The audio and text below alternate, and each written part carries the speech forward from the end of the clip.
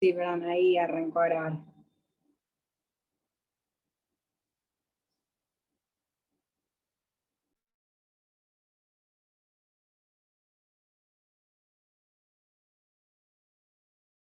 Muy buenas tardes a quienes se van conectando.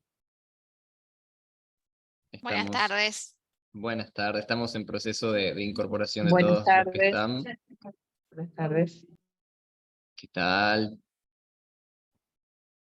Estamos sumando a todas las personas que estaban en la sala de espera. Sí, ahora ya en 2 minutitos damos inicio.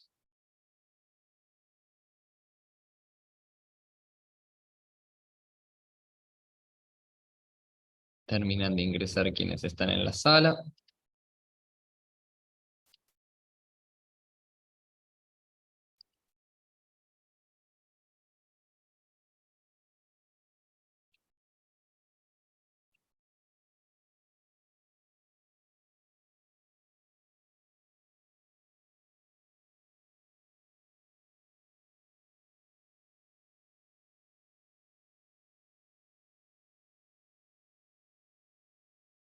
Muy bien.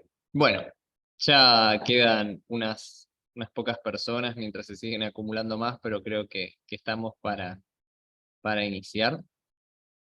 Yo les doy la bienvenida, mi nombre es Federico Gómez, yo soy el director del Departamento de Educación a Distancia de la Universidad del SEMA. Dentro de ese departamento, este año damos inicio a un posgrado innovador dentro de la universidad, que es el posgrado en Health Management, y desde la universidad decidimos abordar el tema de gestión de salud, innovación en salud y gestión del cambio en salud, justamente porque vemos que con todo el quehacer como escuela de formación y de impacto regional en lo que hace a transformación de gestión, y ya con una comunidad grande de profesionales de la salud, la universidad realmente debía dar una propuesta diferencial en ese área.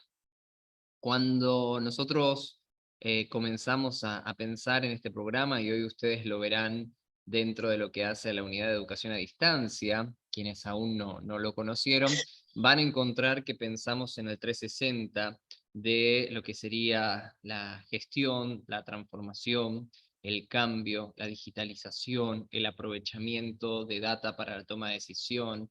Lo que lleva sin duda a tomar decisión es la evidencia, lo que hacen innovación de servicios, cuestiones justamente que tengan que ver con aprovechamiento de tecnologías y tantísimo más que luego va a contar el director del posgrado, que por supuesto la tiene muchísimo más clara que yo en el área porque trabaja todos los días en ello. Lo que les menciono es que este es el primer encuentro de un ciclo que vamos a hacer, y también que quienes estén hoy con la necesidad, desde su quehacer profesional o académico, de pensar el impacto del posgrado en la carrera, en los proyectos que estén llevando adelante, que por favor nos conecten. En ese sentido vamos a dejar de manera frecuente un teléfono de comunicación para que puedan hablar con los asesores vinculados con el posgrado. Y desde esa punta, así como hoy se encuentran con esta actividad, nosotros lo que siempre procuramos por fuera, que luego elijan o no realizar el posgrado, es que tengan información precisa sobre lo que hace al acompañamiento desde la propuesta y si efectivamente tiene que ver con las expectativas y los desafíos que están atravesando. En ese sentido, solo decirles gracias, que van a encontrar luego, les vamos a pasar esta grabación, va a quedar como recurso del posgrado y del área de seminarios de la universidad. Y ahora le doy la voz a Tomás Kabachev, que es el director del posgrado. Hola, buenas tardes a todos. Bueno, es un placer para mí participar de este primer webinar del posgrado en Health Management. Cuando lo pensamos y empezamos a armar el programa, la idea fue ponernos en los zapatos de un profesional de salud. En mi caso yo soy bioquímico y los últimos 15 años me desarrollé en el área de negocios en salud, trabajando en la industria farmacéutica, en la industria del diagnóstico, además de tener el propio laboratorio familiar. Y este último tiempo también emprendí y estoy formando parte de una startup de medicina de precisión. lo cual entiendo cuáles son las dificultades que pueden tener un profesional de salud a la hora de desarrollarse en negocios. En mi caso, la formación en negocios la tuve un poco tardía. Terminé un MBA el año pasado, luego de 15 años trabajando, pero entiendo que muchas personas, colegas, amigos y mismos clientes están necesitando.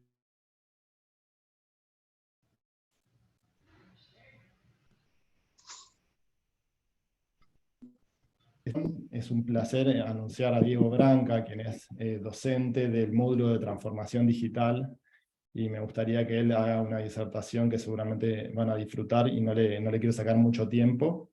Luego, si hay consultas referidas al posgrado, las dejamos para el final y ya abrimos el micrófono para ese tipo de consultas. Muchas gracias y adelante, Diego.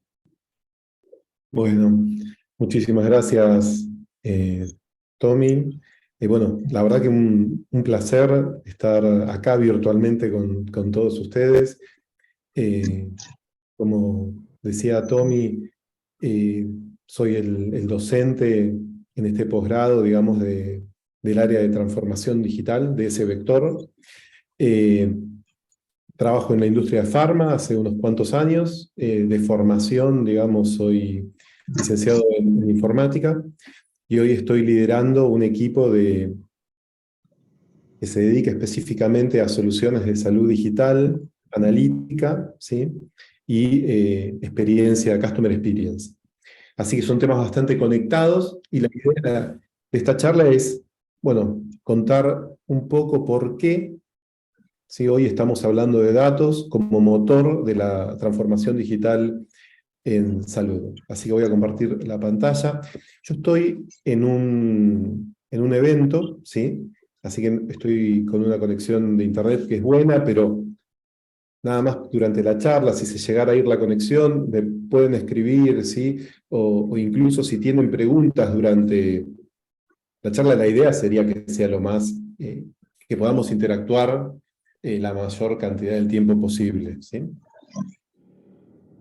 Así que voy a empezar compartiendo la pantalla.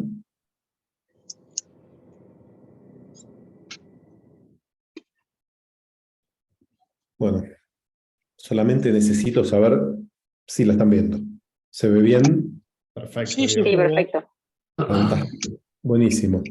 Bueno, entonces, para empezar por ahí, digamos, podemos, en estos últimos 20 años, digamos, la tecnología fue cambiando muchos aspectos, ¿sí?, de nuestra vida.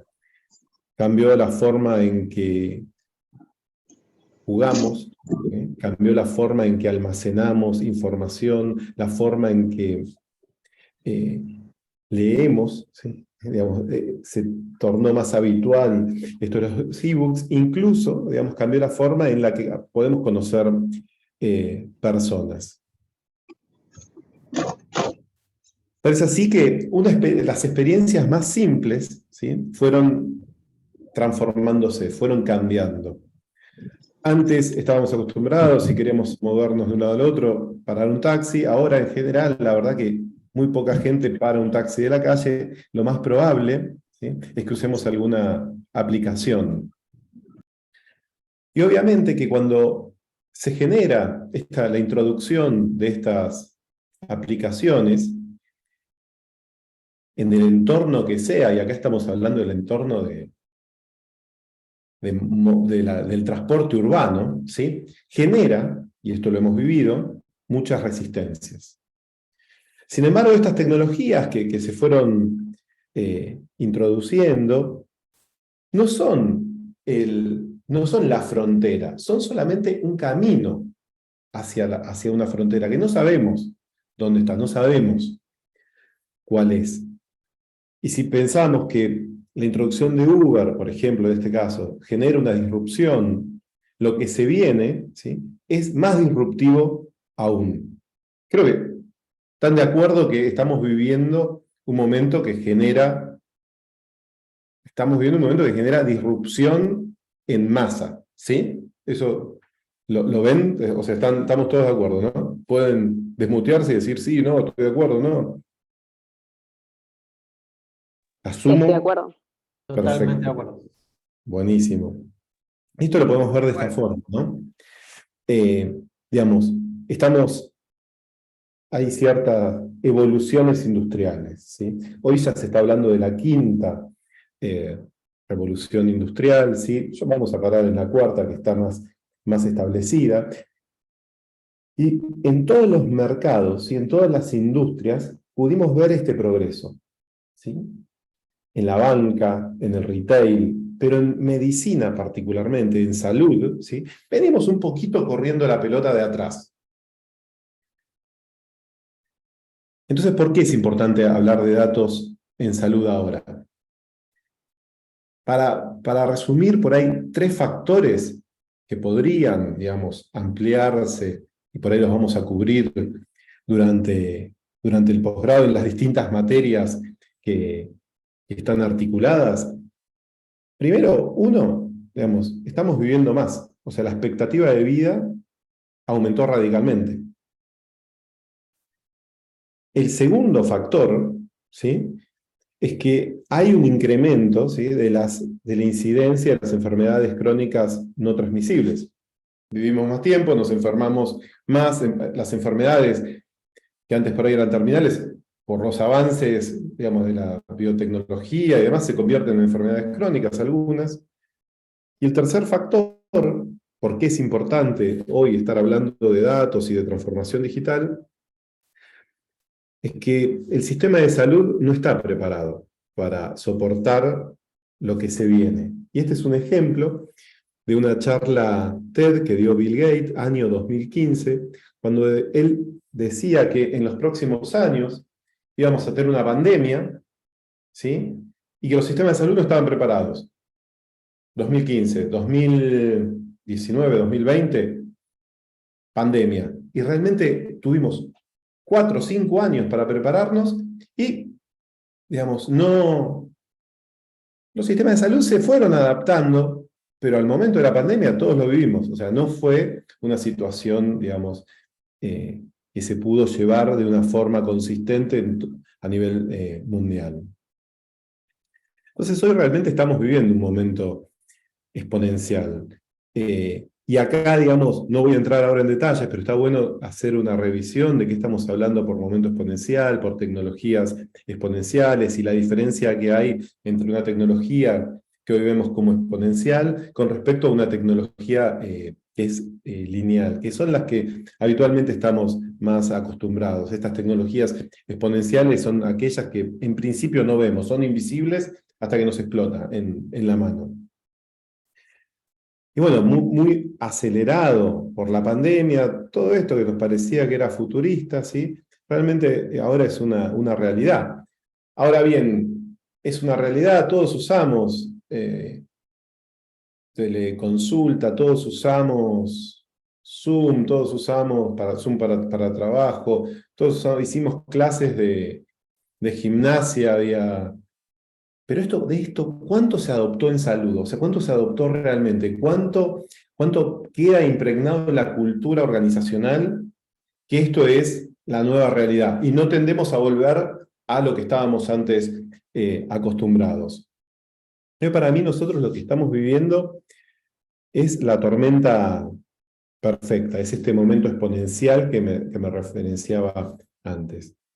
Hoy tenemos soluciones tecnológicas, ¿sí?, de avanzada, tecnología que es bastante versátil en términos de captura de datos, de posibilidades, y no quiero entrar ahora en alguna tecnología en particular o algún uso en particular, eso lo vamos a ver algo al final. Estas tecnologías habilitan la generación de datos significativos a escala, ¿sí? Está bueno utilizar acá esta distinción, no estoy hablando de Big Data en particular. Big Data es como lo que yo pienso, ¿no?, que Big Data está muy bueno hablar de Big Data cuando hablamos de alguna otra industria, ¿sí?, cuando hablamos por ahí de retail, de banca, ¿sí?, fantástico, ahí tenemos Big Data.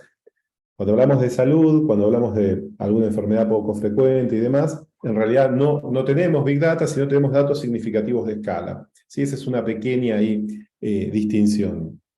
Y obviamente, y fundamentalmente, tenemos métodos analíticos avanzados. Entonces, para ver por qué hoy tenemos estos datos significativos de escala.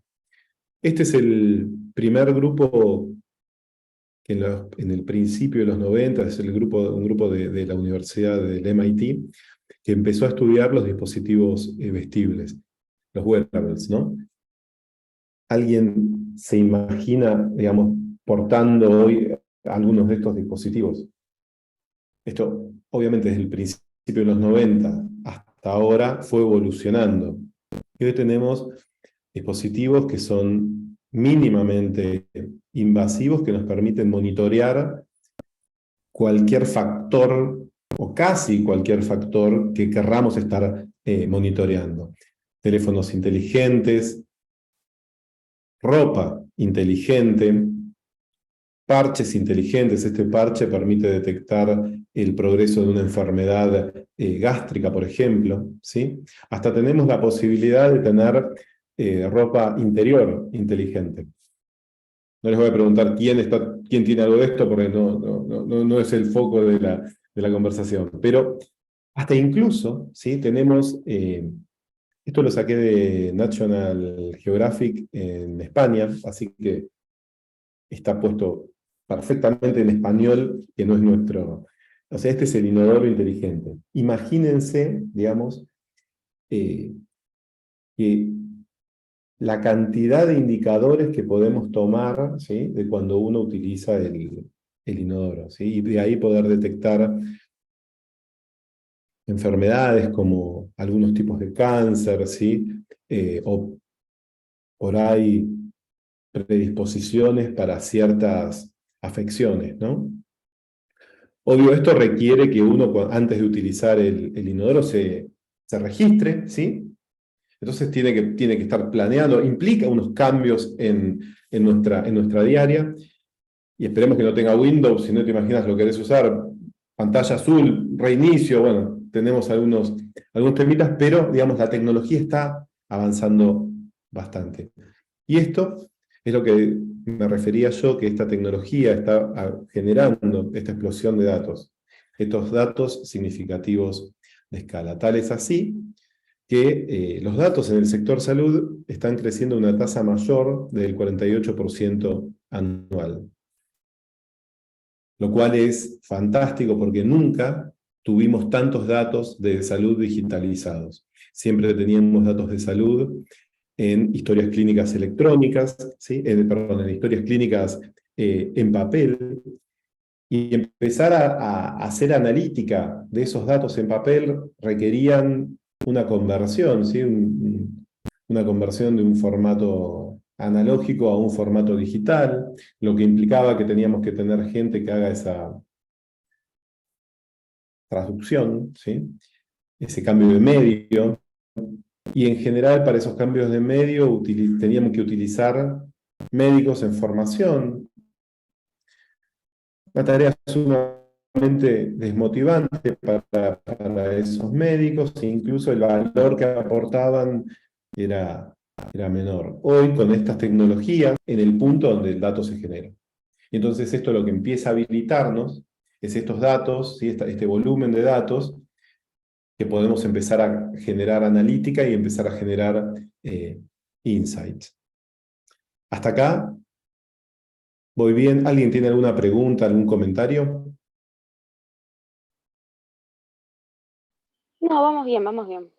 Perfecto. Perdón, una breve distinción. Cuando vos haces la separación entre datos significativos de escala y diferencia con Big Data, ¿es una cuestión de esto último que hablaste, de que la Big Data hay una mayor cantidad de datos y que esos datos son utilizables frente a lo otro que no? ¿Hay datos pero no son utilizables?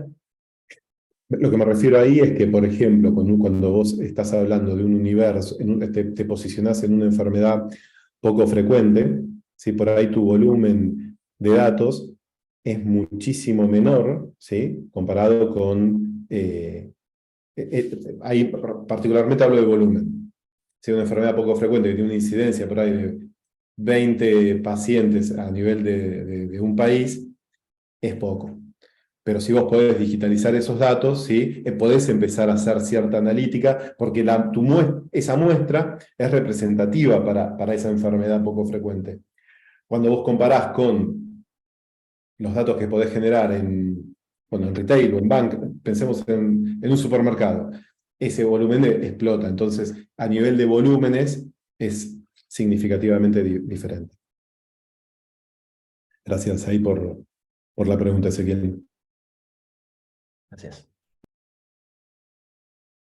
Pero bueno, esto que parece que está todo buenísimo, ¿sí? Hoy tenemos más datos, ¿sí? Tenemos más dispositivos, o sea, tiene un lado B que está bueno explorar. Primero, Hola. obviamente que... Perdón, ¿alguien quería decir algo? Sí, hola. ¿Se me escucha? Ahora sí.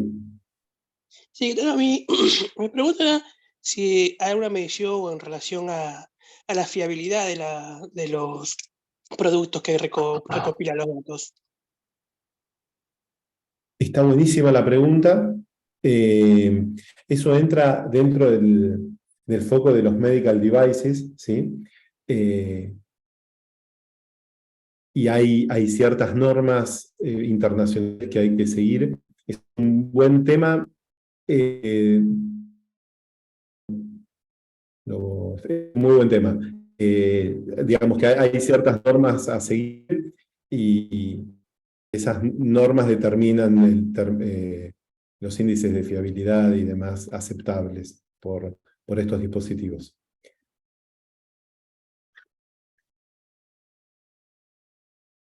Ok, muchas gracias. No, por favor.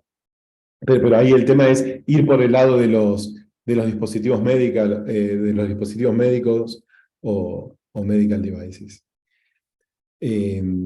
Gracias por la pregunta. Con respecto al lado B, que mencionaba, ¿sí? Obviamente hoy tenemos pacientes que están informados, y permítanme decir, entre comillas, informados, ¿sí? Porque consultan en Google o se generan tanta cantidad de datos o información que el profesional de la salud está un poco bombardeado. Y esto que digo de que está muy bombardeado, refiere a esto, que el sistema de salud en particular, de vuelta, los profesionales de salud están realmente exhaustos.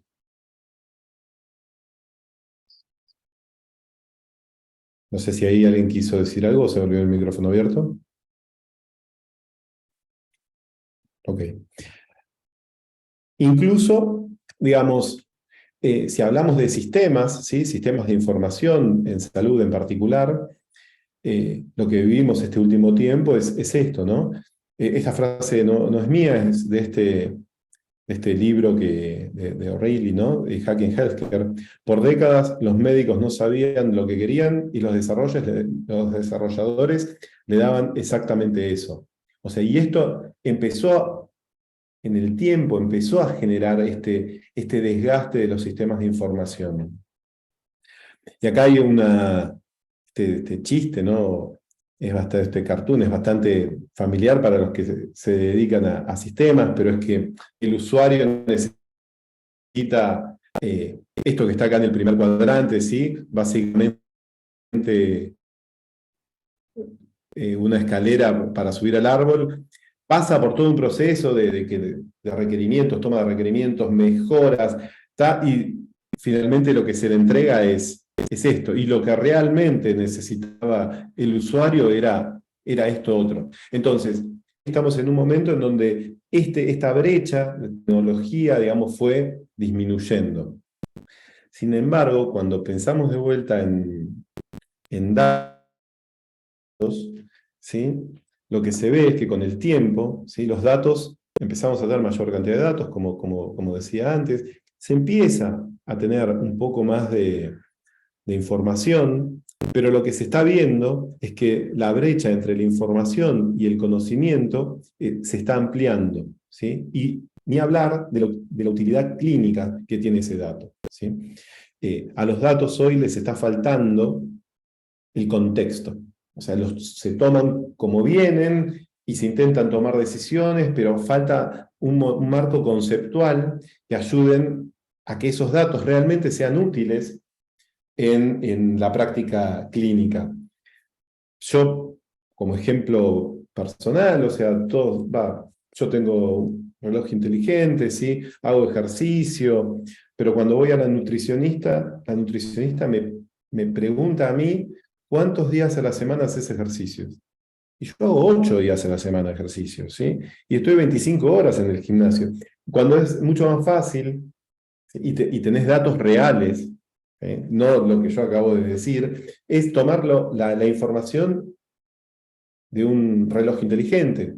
O sea, los datos se están generando, pero la aplicabilidad es un poco más reducida.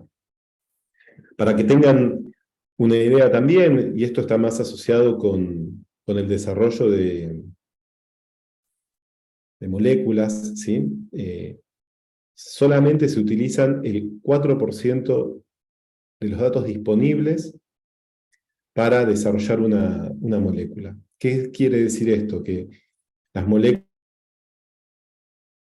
una industria, la investigación y desarrollo, utiliza solamente datos de estudios, que son datos de pacientes de grupos de pacientes bastante particulares, que se les hace el estudio, esos datos entran, digamos, al área de investigación y desarrollo, de ahí se hacen ajustes, pero no se están tomando estos datos que son longitudinales, que quiere decir datos una vez que el producto está en el mercado, ¿sí? La molécula está en el mercado, no se toman datos longitudinales que permitan reinyectarse, ¿sí? En las cadenas de investigación y desarrollo para mejorar esas moléculas que están producidas. Hoy la mayor cantidad de las moléculas que están disponibles en el mercado utilizó este volumen de datos para generar esas moléculas y esas mejoras. Y esto es lo que pasa, o por qué pasa esto, es porque básicamente, ¿sí? Los datos hoy están en silos, ¿no? Las aplicaciones generan cada vez más fragmentación, cada vez tenemos más, lo cual por un lado está buenísimo, tenemos cada vez más personas que quieren desarrollar soluciones digitales para la salud, pero al no tener algunos conceptos básicos como ser interoperabilidad entre las distintas aplicaciones y demás, esos datos, esa información, digamos, está en un silo y no tiene aplicabilidad. Y el caso más común, y el que conocemos todos, es que si uno se atiende en Capital Federal, en una institución X, y está de vacaciones en una provincia distinta, o incluso hasta en la misma, porque el sistema de salud está bastante fragmentado, pero en otra provincia, la información de salud de uno no existe. Entonces yo me lastimé la rodilla, me hicieron una radiografía, está todo bien, me voy de vacaciones, me sigue doliendo, voy al médico en el lugar donde estoy de vacaciones, y me hacen otra radiografía. Entonces, doble exposición a rayos, pero independientemente es más gasto en salud y demás.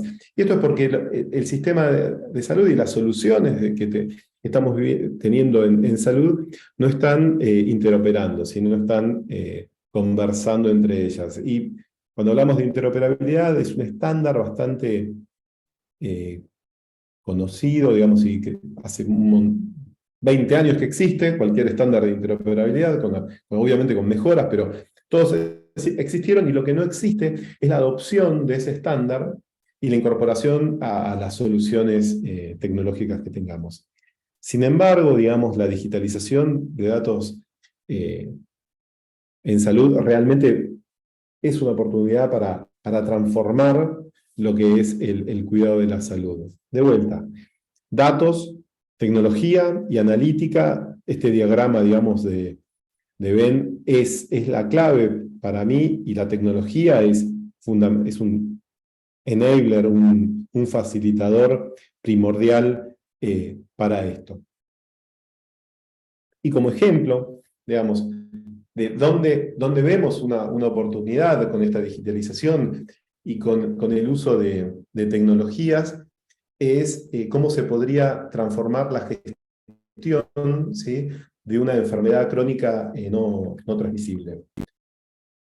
Lo que están viendo acá son 365 circulitos. Créanme, no los cuenten, hay 365. Representan un día del año, cada uno de ellos. Si pensamos entonces en un paciente que tiene una enfermedad crónica no transmisible, en general, ¿sí?, y acá tomen generalidades, y no voy a hablar de algo específico, estos pacientes van a ver al médico, si no tienen ninguna complicación, 2 veces al año. Son estos puntitos verdes que aparecieron. Sin embargo, el paciente, durante el año, experimenta distintos estadios de su salud. Hay veces que tiene síntomas menos intensos, que están representados por estos circulitos celestes más claros. Varía el nivel de intensidad hasta que los síntomas son bastante agudos y después deja de tener síntomas, ¿sí? Hay algunos estudios que dicen que un paciente que tiene una enfermedad crónica no transmisible recuerda con el nivel de detalle adecuado para poder contarle a su médico, ¿no?, los últimos 7 días. Y para hacer un ejercicio, intenten recordar ustedes cuándo tuvieron el último dolor de cabeza. Intenten recordar si el dolor fue en la parte frontal, en la lateral, qué tomaron, cuántas veces tuvieron que tomar ese medicamento para disminuir el dolor. Intenten pensar, no el último, sino el anteúltimo. Es un poco más difícil. Intenten pensar cuántas veces en este año les dolió la cabeza, o el año pasado. O sea, realmente no hay, es muy difícil poder llegar a dar una información que sea adecuada en términos de calidad al profesional de la salud. Ya les digo, este estudio, digamos, dice que son los últimos 7 días, que están representados por este cuadrito gris, ¿no? O sea, un paciente que tiene una enfermedad crónica no transmisible, cada vez que va al médico, le puede contar este cuadrito gris, pero el médico se está perdiendo toda esta enfermedad, todo este progreso de la enfermedad, ¿sí? Para el médico, lo único que existe es estos últimos 7 días. Obviamente, con la incorporación de la tecnología, ¿sí?, y estoy hablando de teléfonos celulares básicos, no necesitamos que sean de última generación, porque estos teléfonos celulares elementales tienen giroscopio, tienen acelerómetro, tienen Bluetooth, ¿sí?, tienen cámara, tienen la pantalla es touch, ¿sí? Podríamos empezar a desarrollar alguna solución, ¿sí?, que nos permita monitorear el progreso de una de estas enfermedades. Y hay algunos estudios, ¿sí?, que se están haciendo, por ejemplo, por medio de la incorporación de un concepto que se llama pruebas activas. El paciente es invitado proactivamente, ¿sí?, se le manda un push que hace que el paciente tenga que hacer algo en la pantalla de su celular, de su dispositivo, y se empieza a monitorear, por ejemplo, en este caso, cómo sigue el paciente un patrón. Esto está pensado específicamente para una enfermedad, ¿sí?, que es esclerosis patrones, que se le presentan en pantallas. Como ven, está el 8, ¿sí?, hay una espiral, y en base a esto se empieza a monitorear cuál es, digamos, la precisión con la que sigue el patrón, se empieza a monitorear cuál es la velocidad que utiliza, se monitorea cómo sigue el patrón en cada curva. Eso por medio de las pruebas pasivas. Sin embargo, también se pueden tener pruebas, pruebas activas. Sin embargo, también se pueden tener pruebas pasivas, que simplemente con tener el dispositivo en la mano o en el bolsillo, se empieza a monitorear con el giroscopio y con el acelerómetro cómo esta persona se desplaza. Imagínense que teniendo datos solamente de una persona, esto no serviría de mucho, ¿sí? Pero si empezamos a tener los datos de un grupo de pacientes que tienen esta patología, podemos empezar a agrupar esos datos, ¿sí? Y salimos de estos datos individualizados a tener datos agrupados y empezar a determinar cuáles son los patrones del comportamiento. ¿Qué está pasando en este grupo de pacientes que está recibiendo un tratamiento particular? Y entonces, de esta forma, el médico tratante puede acceder a esta información en adelanto. Entonces ya no son 2 veces que va el paciente al médico, sino que el profesional de la salud tiene los datos de la evolución de su paciente, puede detectar desvíos de esos patrones y entonces tomar medidas en forma proactiva. Y las medidas pueden ser ajustar el tratamiento, ¿sí?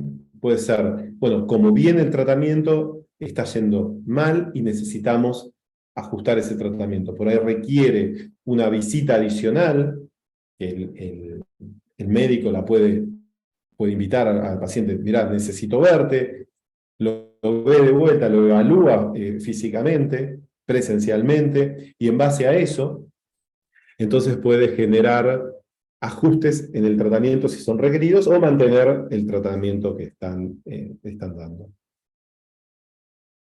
Y por el otro lado, al tener datos de poblaciones, ¿sí? Podemos empezar a tener estos datos agregados y estos datos reinyectarlos en forma temprana, ¿sí? En las etapas de investigación y desarrollo. Y de esa forma ir mejorando las moléculas, ¿sí? Para que tengan una mejor adherencia y un mejor resultado de esos tratamientos. Y de esta forma, ¿sí?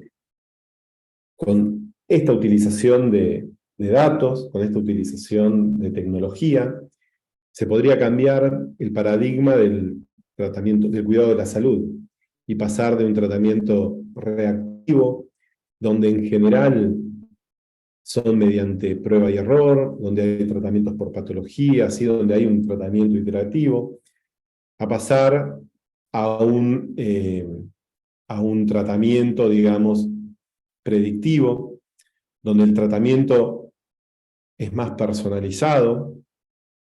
Acá hay algunas distinciones para hacer, pero digamos, tomémoslo con un concepto amplio, esto de tratamiento personalizado, donde hay menor toxicidad y hay una mejor adherencia al tratamiento. Y de esa forma, ¿sí? Es como, por lo menos,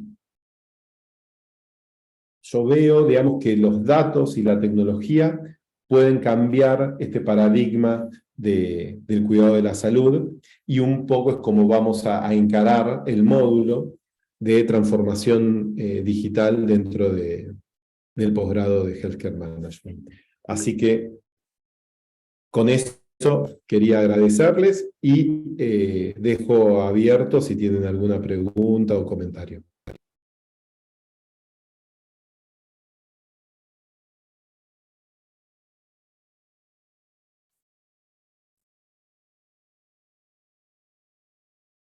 Recuerden que las pueden hacer por Q&A abajo, por el chat. Daniel vos está tenés- levantando la mano. Ahí paré de Sí. compartir para verlos. Ahí Daniel González levantó la mano. ¿Qué tal, Diego? ¿Cómo estás? ¿Cómo estás, Daniel? Antes que nada, buen día para todos y felicitaciones por lo que hablaste. Yo más que todo me gustaría compartirte algo porque te diría que sería tu caso de uso. ¿Por qué? Porque nosotros tenemos un producto de desarrollo que es la historia clínica digital, y a lo largo del proceso, mientras voy hablando, muchos de esos circuitos se ven y tienen que ver. Y cuando lo comparás con otros productos que tal vez pueden o no estar en el mercado, ya sea internacional o local, te das cuenta que siempre se repite el mismo patrón, independientemente de dónde sea, que no es el dato, sino el contexto del dato. Y uno de los grandes boicoteadores, entre comillas, que tenés en este tipo de sistemas, como siempre, es el usuario. Y en el caso de las devoluciones que hemos tenido hasta ahora para el producto, es que los médicos y los responsables de la salud no quieren, por ejemplo, cargar datos, por ya sea sobrecarga de tareas, horarios, periodicidad, lo que fuere, pero no quiere. Mientras más intuitivo y autocompletar sea, mejor para ellos.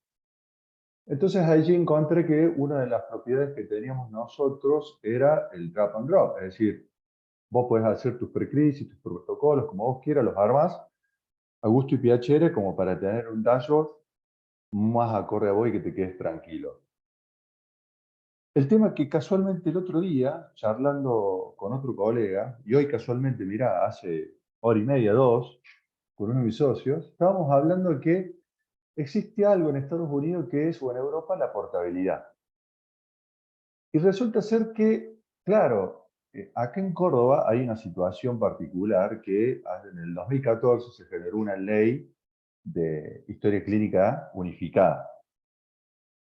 Entonces, esa ley, en realidad, lo que hizo fue, bueno, generar un convenio con una empresa española que era NTT Data, y solamente un volumen que era como para cubrir los grandes nosocomios, los grandes hospitales que manejan el gran volumen de tráfico.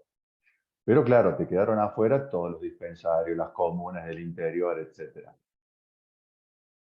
Y dijimos, y charlando con esto, con él, la portabilidad, le digo, qué raro, ¿no? Le digo, ¿por qué será tan difícil que no se pueda generar la misma convivencia que hay, por ejemplo, con los sistemas de pago electrónicos, pero que también sea para las historias clínicas?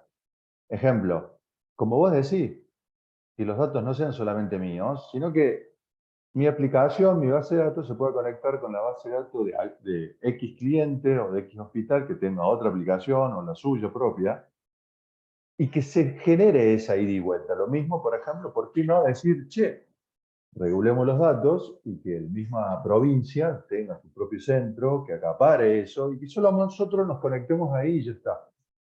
Entonces tenemos un track más simplificado y no doble duplicada la información, inclusive los datos, porque en algo que mi socio me decía era verdad. Imagínate, yo y vos, Diego, estamos haciéndonos atender y nuestros datos están en la aplicación 1, en la aplicación 2 y en la aplicación 3. Entonces también tiene que ver con esto que hablabas vos en un momento, el concepto de diferenciar lo que era el Big Data de los datos escalables. Entonces ahora me quedo pensando, digo, che, la verdad que es verdad, habría que optimizar mejor los datos, e incluso cuando vos haces un filtro, en los mismos nosocomios hay duplicación de datos. Eso era como para comentártelo y que lo charlemos entre todos, a ver, porque es justo lo que nosotros manejamos, es datos en la historia clínica. Gracias, Daniel. Sí, totalmente de acuerdo con lo que vos comentás. Hay muchos temas, digamos, que están asociados a implementaciones de conceptos más bien técnicos, como por ejemplo, esto que había mencionado, interoperabilidad, y también hay algunos aspectos normativos, ¿sí?, que hay que seguir regulando. Acá me apareció justo acá una ventanita de un último mensaje, ¿no?, que pregunta Verónica, ¿no?, también asociado con lo que vos decís, ¿no? ¿Quién es el dueño de los datos? Entonces, lo conecté con esto que te mencionaba de aspectos normativos que son necesarios. Creo que la respuesta a cualquier persona que esté en esto, ¿no?, en datos de salud y demás, te va a decir que los datos, el dueño es el paciente, siempre. Somos nosotros. Está buenísimo y es así como tiene que ser. Ahora también me pregunto, ¿no? Nosotros mismos, todos tenemos datos de salud, si todos somos pacientes de alguna forma, puesto como vos decías, Daniel, ¿no? O sea, tenemos los datos, con esto de la portabilidad, ¿no? Podés exigir tus datos, ¿no? Pero no tenemos ningún problema en compartir todo por Instagram. O sea, ahí no. Entonces, es como que necesitamos empezar a trabajar esto para eso mismo que vos decías, vos también te referenciabas al contexto, y yo estoy totalmente de acuerdo. O sea, son fundamentales tener los datos, es fundamental tener el contexto de esos datos.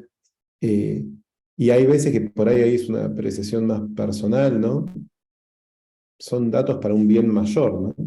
Habría que ver cómo se trabaja. Hace unos años, 2018, antes de la pandemia, se hablaba de que los datos eran el nuevo petróleo, ¿no? Una aberración, o sea, ya monetizar datos es inviable. Pero bueno, son distintos estadios en el nivel de madurez que tenemos en el entendimiento de la cosa, ¿no? Y bueno, sí, obviamente esto que menciona acá Daniela, ¿no? Que el tema es cómo asegurar la confidencialidad de los datos. Y es un tema sumamente crítico. Todos están trabajando en eso, pero cada vez también queda más expuesto, ¿no? Que la confidencialidad, con esto que andan dando vueltas de los ciberataques, ¿no? Ransomware, encripción de datos, robo de datos en muchos prestadores, ¿no? A nivel mundial, pero también en Argentina, digamos. Entonces, bueno, esta digitalización, obviamente, genera algunos aspectos que tenemos que cuidarnos y que también implica que nos tenemos que educar, ¿sí? O sea, creo que todos usamos lo digital para nuestra vida diaria y es lo habitual y estamos 100% Twitter, TikTok o whatever, ¿no? Pero en salud es como que la brecha es un poquito mayor porque están todos estos aspectos que tenemos que empezar a cuidar y también a aprender. O sea, no podemos poner de clave para un sistema de historia clínica electrónica el club de fútbol, ¿sí? Por más cualquiera sea, ¿no? No es que algunos sí, otros no. Pero digo, son cosas medias elementales y hay mucha gente que todavía este mindset, digamos, de hacia dónde vamos y qué cuidados tenemos que tomar, todavía no lo tienen y hay que hacer una digitalización de los conceptos también. Mirá, vos sabés que ilustrando lo que vos comentás, como nosotros también somos proveedores de telecom, claro, etcétera, en telecomunicaciones, o sea, la parte hard que tiene que ver con el flujo de los datos y demás. Creo que vos, me gustaría escuchar tu opinión, Diego. ¿No crees que a veces se está poniendo, no digo que hay una gran diferencia, pero creo que hay un mayor ímpetu en la recopilación y no quiero colocar el término negociación, pero la elaboración de los datos que en la propia seguridad? Porque, por ejemplo, cuando vos ves empresas grandes, vos decís, che, pero tendrías que tener una estructura de ciberseguridad un poquito más compleja. Y sin embargo, ves que todos los recursos están hoy en eso. A ver, necesito captar oportunidades que generen datos y con esos datos quiero ver qué utilidad le da. Te lo traduzco de nuevo a la salud. Por lo que yo veo, casi que los médicos o los especialistas o el usuario final está pidiendo hoy que la solución digital le ahorre no solo la carga, sino también la predictividad de. Entonces, ejemplo, si yo médico A cargo X datos y ese paciente se atendió 20 veces y hagamos un caso de uso que este paciente tuvo ya una historia clínica en su haber de 10 años, el profesional lo que va a esperar es que la misma aplicación haga una autoevaluación con los datos durante esos 10 años recopilados, le diga al médico como si fuera un mensaje de WhatsApp o una notificación, le diga, me parece, ¿por qué no te fijas? Porque creo que este paciente puede ir por acá. No sé cómo lo ves vos, pero yo creo que apuntamos casi a eso ya. Sí, está buenísimo el tema, sí. Ahí podríamos empezar a poner algún tema asociado con los sistemas de soporte a la toma de decisiones específicamente ahí que pueden interactuar con estos datos. Ni hablar, ¿sí? No solamente ni mencionemos ChatGPT y lo que se viene, digamos que podría estar muy vinculado con el análisis de datos. ¿Sí? O sea, ChatGPT por ahora dejémoslos como un capítulo aparte, con lo que existe hoy implementado es interesante. Pero a mí ahí lo que más me interesa, en ese mismo punto, Daniel, es cuál es la tasa de adopción, ¿no? Y cuáles son las barreras y los facilitadores de eso. Cuando a veces vos planteás, o se plantea en general, ¿no? Una solución de este tipo, a veces por algunas experiencias previas y demás, lo primero que surge es y salgamos de este campo, ¿no? Pensemos en automatización de procesos, esta RPA, ¿no? Un Robotic Process Automation, que es algo bastante antiguo, ¿sí? Pero cuando se intenta introducir eso en el mercado, el argumento de venta es, con esto reemplazamos gente, porque automatizamos, ¿sí? Y eso lo que genera levanta las barreras, o sea, nadie lo quiere adoptar porque dice, che, para esto me impacta directamente. Entonces, si ahora lo volvemos al campo de salud, a mí lo que me interesa es cuáles son las barreras y los facilitadores, ¿sí? En términos de la adopción de una solución digital de este tipo. En esos botones inteligentes que se le puede poner en la historia clínica, que te dice, mirá, le estás dando esto, ¿sí? Y este paciente está tomando esto, esto y esto. Y esto puede ser te puede generar este otro problema. Tecnológicamente está. Ahora, ¿cómo ayudamos a que esto se adopte y no sea visto como una amenaza? El otro día estaba dando una charla en una institución acá conocida de Capital Federal, y una de las preguntas fue, justo sacaron el tema de ChatGPT, ¿no? Y dice, ¿vos pensás que en el futuro esto va a reemplazar al médico? Y no estaría bueno. O sea, la verdad que yo no sé si lo va a reemplazar o no, pero digo, no estaría bueno que eso pase, porque hay un montón o sea, la interacción médico-paciente va por otro lado, no va por el lado tecnológico. Y hay veces que se impulsa tanto lo tecnológico, por ahí con más gente que viene más de la tecnología y muy enfrascado, que se rompen algunas dimensiones que me parece, en mi opinión, que hay que cuidar. Diego, Diego, Santiago tenemos preguntaba una consulta, perdón, Tommy. Perdón, creo que Tenemos decíamos una lo consulta en mismo. el chat y después Santiago está levantando la mano. En el chat están consultando, Gustavo consulta, al comienzo dijiste que el sistema de salud no estaba preparado para estos cambios. ¿Cuáles son, a tu juicio, los principales problemas? Me cortó un poquito, Eugen. Ahora que lo miro en el chat. Gustavo, ¿no? Exacto. Está perfecto. La respuesta es de horas. Una rápida. A mí me parece que hay un tema de asignación de... Respuesta rápida. O sea, lo primero que viene es la asignación de recursos. ¿Sí? No tenemos dentro de lo que es el sistema de salud una correcta asignación de recursos. O sea, y esto es algo que se podría mejorar. Ahora, si lo vemos a nivel global, ¿sí? Si se hace algún doble clic y se entra en algunas instituciones en particular, es fantástico cómo funciona. Pero cuando empezamos a salirnos, ¿sí? Empezamos a ver el sistema globalmente cómo está operando, y la asignación de recursos no está buena. No está buena. Y el ejemplo más fácil, digamos, que es el más obvio, es esto que había comentado al principio.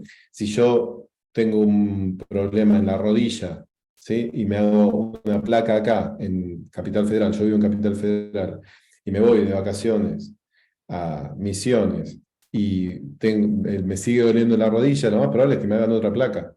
Y eso implica un doble uso de los recursos del sistema de salud. Y no quiero entrar en quién los paga ni nada por el estilo, digo, como con diferencia de 15 días me hice dos placas en la misma rodilla. Santi, vos tenías la mano levantada. Sí, ¿qué tal? Buenas tardes. Muchas gracias, Diego y Usema, por la charla. Buenísima. No, yo me sumo un poquito a la pregunta de Gustavo con algo, si querés, un poquito más enfocado. ¿Cuáles ves vos en función de tu experiencia, que estás en el mercado hace un montón y estás desde Pharma recibiendo opiniones de instituciones, de médicos, de jugadores como nosotros que hacemos tecnología? ¿Dónde ves las barreras más grandes de los médicos? Porque todo el mundo entiende este concepto que es formidable, ¿no? Yo trato pacientes crónicos, tengo información como médico, tengo información como paciente. ¿Por qué no ocurre que le demos las herramientas adecuadas a un médico para hacer lo obvio, que es poder seguir a su paciente, darle mejor servicio y cobrar acorde a ese seguimiento más pro y más seguido que deberíamos pacientes recibir y médicos brindar, ¿no? ¿Cuáles son los elementos por los cuales, o los drivers que hacen que los médicos lo hagan o no lo hagan, ¿no? en tu conjunto de experiencias y opiniones que vas recibiendo? Por ahí, para mí, el primero, digamos, y el que peor hacemos, nosotros por lo menos, o yo, digamos, en particular, es la parte de gestión del cambio. O sea, no nos tomamos el tiempo suficiente para explicar cómo hacer la parte de gestión del cambio. Es donde para mí se nos traba la rueda y ahí empezamos a complicarnos. Para mí ese es el driver, digamos, que más resalta, digamos, sale a la luz en términos de Perdona adopción. y aprovecho y te repregunto, cuando vos decís gestión del cambio, si vas al médico ambulatorio, no importa que sea una institución grande, mediana, o un consultorio, un policonsultorio, ¿qué sería para ese médico gestionar mejor el cambio? ¿Qué necesita un médico para gestionar mejor el cambio y hacer esto? Primero, para mí, digamos, en principio le tenés que explicar bien el por qué. ¿Sí? ¿Por qué estamos haciendo esto? O sea, ¿dónde está beneficiando a todo el sistema esto que estamos haciendo? Y habían comentado, creo que había sido Daniel el que lo había dicho, sí, Daniel, que hoy no se cargan los datos de la historia clínica, ¿no? Y eso es porque se hizo una mala gestión del cambio. O sea, porque para mí, ¿sí?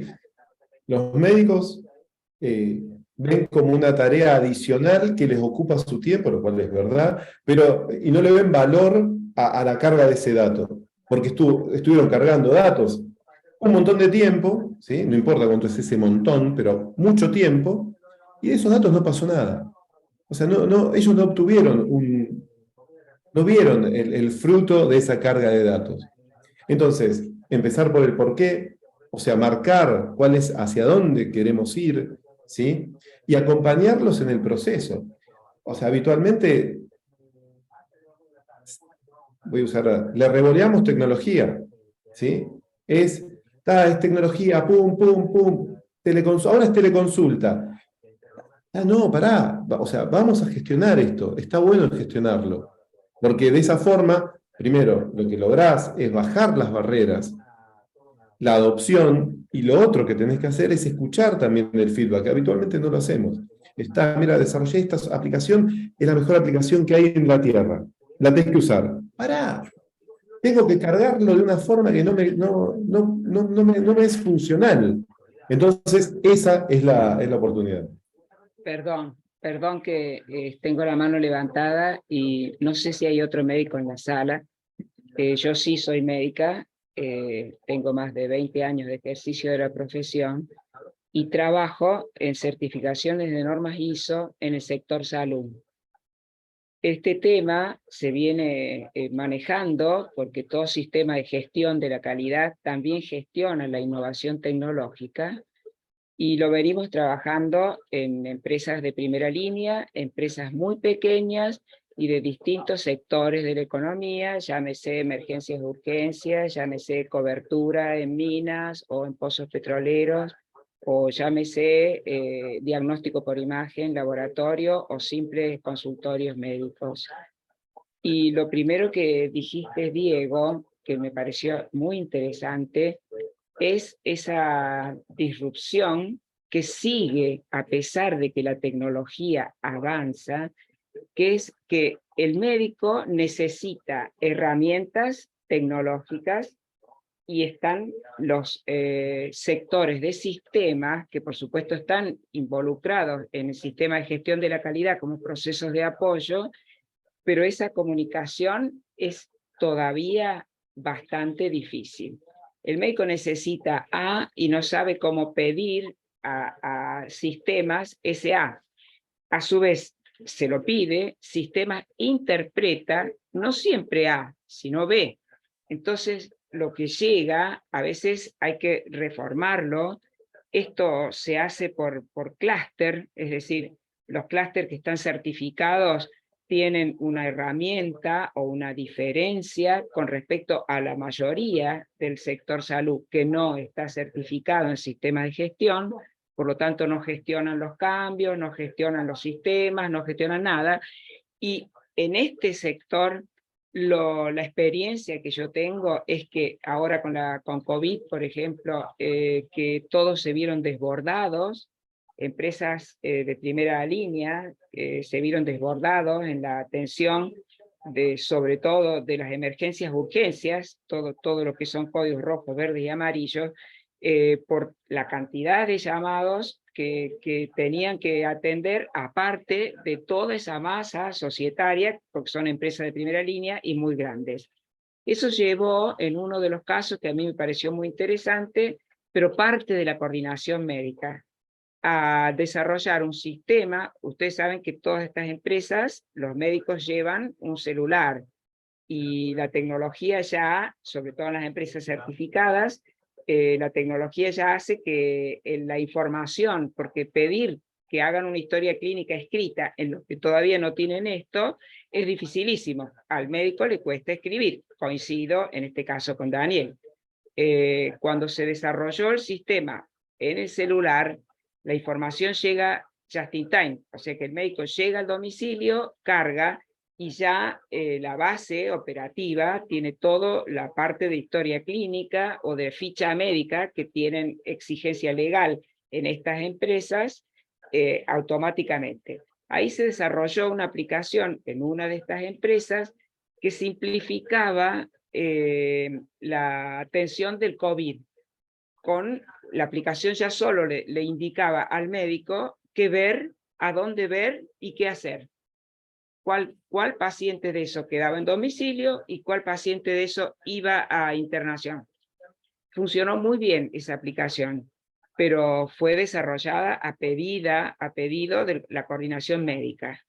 Porque si no, esa brecha que ustedes ven, y yo entiendo a toda la gente del sistema porque estoy hablando permanentemente con ellos, es como que van muchísimo más adelantados de lo que van mis colegas. A su vez, por ejemplo, ese dibujo de un montón de circulitos que representan todo el año es interesantísimo, pero en determinadas patologías, sobre todo las no infecciosas y las infecciosas obviamente también, a lo mejor a nosotros, yo soy infectóloga en particular, pero en general al colega de patología crónica no infecciosa, quizás el relevamiento de todo el año no le es útil, no tiene tiempo de procesar, y a lo mejor los circulitos que vos muy bien representaste en celeste y azul son parte de la última semana que se ejemplifican. Por eso que el criterio médico en este caso es el que tiene que primar para desarrollar la APP, ¿verdad? Porque a lo mejor un Alzheimer o un Parkinson requiere, como crónica no infecciosa, requiere una secuencia en la cual no es un holter, que yo voy a poner 24 horas y proceso. El otro a lo mejor requiere cada patología una periodicidad en que la APP me registre lo que a mí me interesa, ¿verdad? Para cambiar la medicación o para hacer una alerta para que yo llame al paciente, porque acá puede estar agregándose alguna cosa. Entonces, Creo que si no se soluciona eso en la gestión, hay que interesar a mis colegas y para eso hay que rediseñar la salud pública, porque hoy en día el médico no tiene tiempo de nada, le adjudican en una atención ambulatoria menos 10 minutos por cada paciente en especialidades difíciles como un neurólogo, por ejemplo. Y eso se da de bruces, con la historia clínica digital, escrita, con lo que ustedes quieran, porque es imposible. Entonces, desde el sistema de gestión uno trata de revertir esa situación, pero entramos a un terreno muy finito que es la rentabilidad. O sea, yo ya tengo por mis números que los pacientes tienen que ser atendidos en 10 minutos, porque si no, no me resulta rentable. Bueno, entonces todas esas cosas son cosas que están ahí y que alguna vez va a haber que tratarlas, pero coincido con ustedes y le doy la derecha, la izquierda y todas. Hay que hacerlo cuanto antes. Mis colegas tienen que entrar en el mundo del desarrollo tecnológico lo antes posible, porque va a ser para el bien de la profesión, pero no desde la iniciativa de ustedes. Alguien tiene que empezar, bueno, yo ya estoy hace años trabajando con esto y cada vez llevo más empresas que entran en este tema, porque obviamente que accedan a una certificación que en este país es cara y no la exige el Estado, es voluntaria, se supone que es porque la gente quiere hacer las cosas bien. Son empresas de salud y de muchísimos sectores. O sea, hoy en día yo tengo involucrado casi todos los sectores certificados. Y digo yo porque es la única certificadora que nuclea todo el sector salud. Los demás al principio estaban en el sector salud, pero ustedes saben que el sector, si uno entra a una certificadora, todos los demás quieren la misma, porque desde el punto de vista del pago, de los pagadores, de los agentes pagadores, es un punto a favor el que esté certificado sistema de gestión de calidad, ISO 9001. Es más, ahora las empresas de salud están entrando, ya son trinormas, tienen la 45.000 que es higiene y seguridad en el trabajo, y la 14.000 que es ambiental, cuidado ambiental. O sea que hoy en día empresas de salud ya están optando por la trinorma. O sea que hay voluntad de hacer las cosas bien, ¿no? Y la tecnología es un punto que todavía está medio que a mí me parece rezagado. No o sea, van a la trinorma, están todos con ganas de hacer todas estas cosas bien y ya van a entrar el año que viene en huella de carbono y huella hídrica. Pero porque son grandes consumidores energéticos las empresas de salud, sobre todo diagnóstico por imagen, laboratorio, entonces son grandes consumidores energéticos. Entonces, para gestionar inclusive eso, el ahorro energético dentro de la empresa de salud, es necesario el sistema. Y ya lo tiene que hacer el médico. No es que tenemos un experto, no, el médico tiene que hacer todo eso. Porque en algunos sectores, como una mina de oro y cobre, está solo el médico en un móvil o en un consultorio a 5.000 metros de altura. Entonces, ahí es fundamental todo eso. No sé cómo, pero háganlo lo más rápido que se pueda. Muchas gracias, Diego, y bueno, Daniel, que es mi coterráneo, que lo escuché, quizás a vos se te nota más la tonada que a mí. Bueno, muchas gracias, doctora, por los comentarios. Creo que respondió también varias de las preguntas, o al menos la última, que preguntaban de qué empresas o servicios podemos tener como ejemplo de buen uso de data en salud. Creo que el hecho de esta interacción también entre los participantes es sumamente rica para complementar lo de los docentes, así que muchísimas gracias por la participación. Quedó solamente levantada la mano de Ezequiel, pero por la hora yo lo dejaría, Ezequiel, si no hay problema para... No hay ningún problema, no hay ningún problema. Para el debate están los datos de contacto de Diego, y continuamos el debate por ahí. Y después Ana Gabriela preguntaba cómo usar Big Data también, si vamos a ver en el curso. Diego, bueno, hizo la diferencia entre Big Data y datos significativos de escala. Obviamente durante el curso vamos a estar viendo ejemplos y buenas prácticas de usos de datos en salud, así que eso va a estar incorporado dentro del curso. Así que sin más, cerramos acá. Muchas gracias a todos los participantes. Muchísimas gracias, Diego, por la excelente disertación. Y bueno, cualquier duda nos están escribiendo. Gracias. Muchas gracias a todos. Gracias por las Estamos preguntas. viendo. Chao, chicos, que tengan muy buen día. Que Chao, tengan buen un día. Hasta luego. Gracias. Gracias, hasta luego. Hasta luego.